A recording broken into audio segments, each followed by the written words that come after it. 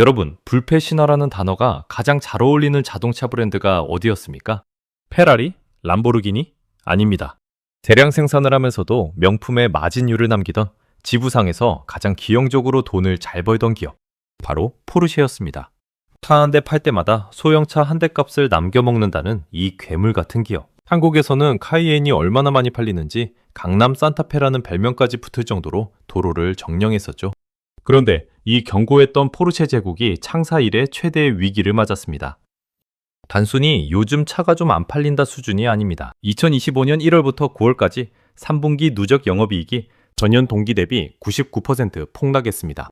마이너스 9.9%가 아닙니다. 40억 유로, 우리 돈 6조 원을 벌던 회사가 4천만 유로, 고작 600억 원 버는 수준으로 쪼그라들었습니다. 사실상 이익이 증발한 겁니다. 더 충격적인 건 3분기 단독 실적입니다. 3분기에만 9억 6,600만 유로, 하나로 약 1조 4천억 원의 영업 손실을 냈습니다. 돈을 쓸어 담던 회사가 분기 적자로 돌아선 겁니다. 이건 단순한 어닝 쇼크가 아니라 회사 전체의 수익 모델이 붕괴됐다는 신호입니다. 물론 포르쉐 측은 할 말이 많습니다. 배터리 공급망 이슈가 있었고 신차 개발 비용인 R&D 투자가 늘어났으며 일회성 비용이 반영된 결과다라고 항변합니다. 맞습니다. 회계장부상 일시적인 비용이 털어진 건 팩트입니다. 하지만 투자자들이 공포를 느끼는 건 이 일회성 비용 때문이 아닙니다. 일회성 요인을 걷어내고 보더라도 돈을 버는 기계가 구조적으로 고장났다는 시그널이 너무 명확하기 때문입니다. 가장 완벽했던 현금 흐름을 자랑하던 포르쉐가 왜 갑자기 조단위 적자를 걱정하는 처지가 됐을까요? 오늘 영상 포르쉐를 무너뜨린 4가지 구조적 원인과 그들이 저지른 치명적인 실수를 팩트체크와 함께 아주 깊게 파보겠습니다. 첫 번째, 그리고 가장 결정적인 이유는 바로 중국 시장의 구조적 붕괴입니다. 지난 10년간 포르쉐를 먹여 살린 건 유럽도 미국도 아닌 중국이었습니다. 포르쉐 전체 판매량의 3분의 1을 사주던 가장 든든한 캐시카우였죠. 하지만 2025년 1월부터 9월까지 중국 판매량은 전년 대비 26% 감소한 32,295대에 그쳤습니다. 과거의 연관과 비교하면 처참한 수준입니다. 단순히 중국 사람들이 돈이 없어서일까요? 아닙니다. 시장의 판 자체가 바뀌었습니다. 3가지 악재가 동시에 터졌습니다. 첫째, 부동산 거품 붕괴로 포르쉐의 주 고객층인 중국 신흥 부호들의 지갑이 닫혔습니다. 둘째, 로컬 전기차들의 미친 성장세입니다. 샤오미 SU7, BYD 양왕 같은 차들, 스펙은 포르쉐 뺨치는데 가격은 반값입니다. 그리고 셋째, 이게 제일 큽니다. 바로 럭셔리의 기준이 바뀌었습니다. 중국의 젊은 부자들 사이에서 이제 포르쉐는 올드한 차 취급을 받습니다. 그들은 화려한 자율주행, 차 안에서 즐기는 AI 비서, 조수석까지 꽉 채운 거대한 스크린을 원합니다. 똑똑한 차가 곧 명품인 시대가 된 겁니다. 그런데 포르쉐는 여전히 우린 기계공학이 쩔어, 코너링이 예술이야 라고 하며 하드웨어 성능만 강조합니다. 소프트웨어가 지배하는 중국 시장에서 포르쉐는 더 이상 대체 불가능한 명품이 아니라 기능 떨어지는 비싼 구형이 된 겁니다. 중국 딜러들이 본사에 보상금 내놔라며 시위를 하고 판매망이 무너지는 건 단순한 불만이 아니라 이대로는 다 죽는다는 생존의 비명이었던 겁니다. 두 번째 이유는 전기차 전략, 그 중심에 있는 타이칸의 실패입니다. 비슷한 시기 벤츠와 BMW도 전기차를 팔았습니다. 하지만 그들은 전기차를 대체제로 팔았습니다.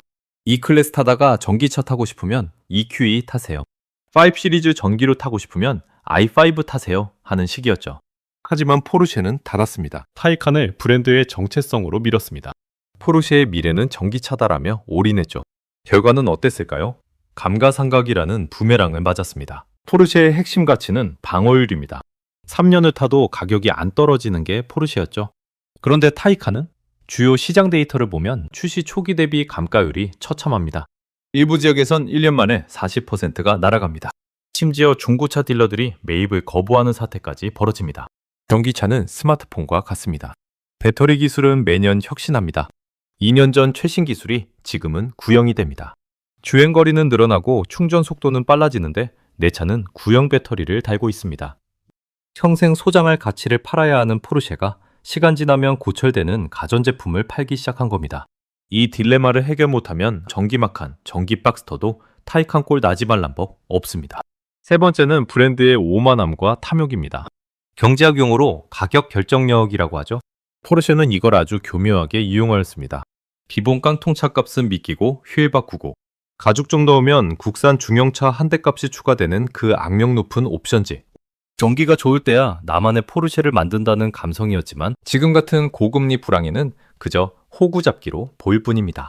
특히 포르쉐가 간과한 것이 있습니다. 바로 페라리와의 차이입니다. 명품의 조건은 희소성입니다. 페라리는 철저하게 생산량을 조절해 희소성을 유지합니다. 돈이 있어도 못 사죠. 하지만 포르쉐는 2022년 상장 이후 주가 부양을 위해 무리하게 판매량을 늘리려 했습니다. 주주들에게 보여줄 실적을 위해 공장을 풀가동했죠. 희소성은 떨어져서 길거리에 발에 채이는데 가격만 계속 올린다? 이건 명품이 아니라 사치품일 뿐입니다. 경쟁자들 또한 너무 강력해졌습니다. 고성능은 테슬라 모델 S 플레드나 루시드, 럭셔리는 마이바흐나 레인지로버가 버티고 있습니다. 마지막 네 번째, 구조적인 문제입니다. 바로 리더십의 분산과 소프트웨어의 붕괴입니다. 현재 포르쉐의 CEO 올리버 블룸에 분명 능력 있는 사람이 맞습니다. 문제는 이 사람이 세계 2위 자동차 그룹인 폭스바겐 그룹의 CEO도 겸직하고 있다는 겁니다. 지금 자동차 산업은 100년 만에 전쟁터입니다.